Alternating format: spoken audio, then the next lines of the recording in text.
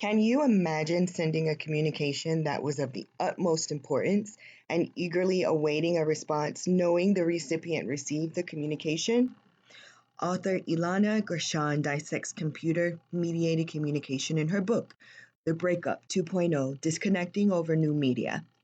As face-to-face communication becomes so scarce now that our number one form of communication is through computer-based technology, the medium shapes the message in part because people have media ideologies that shape the way they think about and use different media.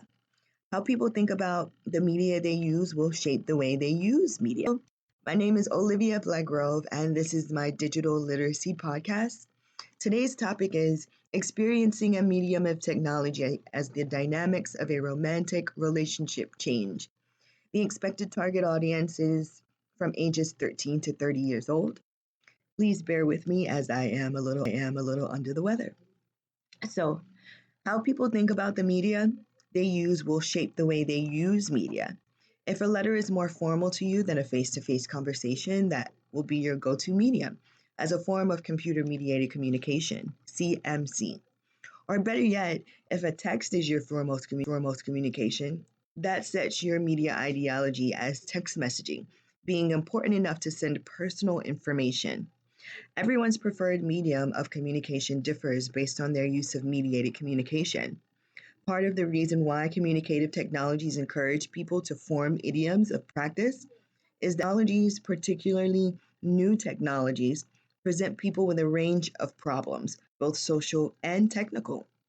So, for example, have you ever been arguing with your significant other and asked a friend, how should I respond or what should I say? The casualness of the texting is what seems to be problematic as the message is received.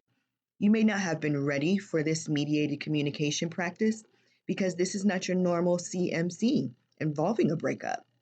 This is someone's media ideology gotten in the way of interpreting the seriousness of a text message. It is important to see how media ideology is important in shaping how people essentially interpret the message they receive.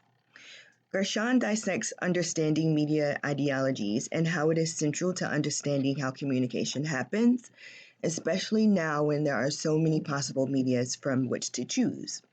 What one may view as a legitimate form to communicate a relationship, the other may not be as receiving to the form of media given. Understanding why a person would use a certain media to communicate warrants their point of CMC.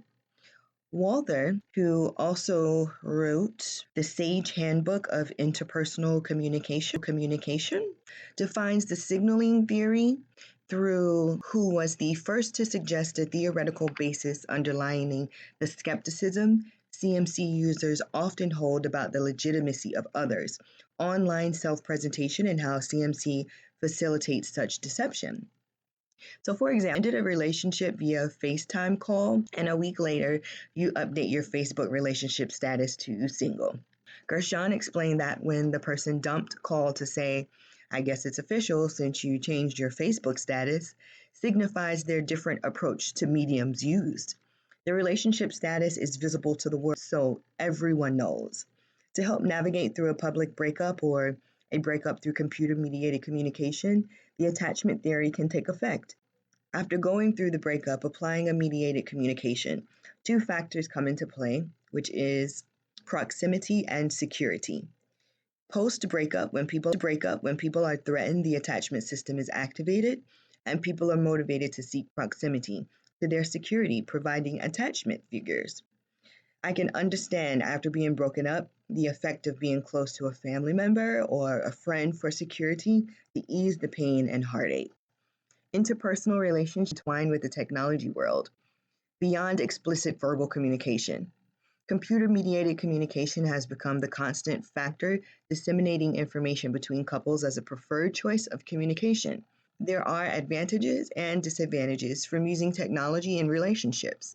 Weighing the pros and the cons of both sides can lead to the grounded theory approach. The theory is grounded in the belief that we can gain knowledge through exploring how people understand the world in relation to how these couples explore the meaning of technology in their relationships. Technology supports relationships through its ability to assist in relationship development as well as relationship management. Their choices of technology were conceived in the launch of the relationship, depending on the circumstances of the initial meet and through the growth of the relationship. Through the development process and relationship maintenance, technology is a catalyst for computer mediated communication. An argument could one should experience the medium of technology as the dynamics of the relationship change. If one medium of technology was solely used in the inception of the relationship and circumstances changed where the medium is no longer accessible, the initiation and termination of the relationship could be analyzed. Grounded in relation to the constructivist grounded theory approach, allows you to view people in a natural setting to access how and why relationships escalate and de escalate, especially with the high intensity of a relationship at work. Different angles are accessed during the escalation and de escalation. Having a work relationship can intensify due to the work environment in the uncertainty reduction phase. And my research has led me to believe a work relationship heightens the attention brought to the relationship and forms more talk and gossip within the workplace. That could be used against you if you're trying to advance within the company or be considered for a promotion. Fellow coworkers could take advantage of you, a work relationship, and could be sabotaging your character. So, in closing, be aware and understanding the different ideologies of relationships that we encounter is a key to navigating the pros and cons of CMC. Having this sense of awareness helps to provide healthy communication between parties. Future research can be pursued to better expand the knowledge of the mental effects of CMC between different involved parties. Thank you for joining me for this exploration. I am Olivia Blagrove, and this is my Digital Literacy Podcast. And remember, you have a begin date and you have an end date, but the dash in the middle is what you make it. Have a good one.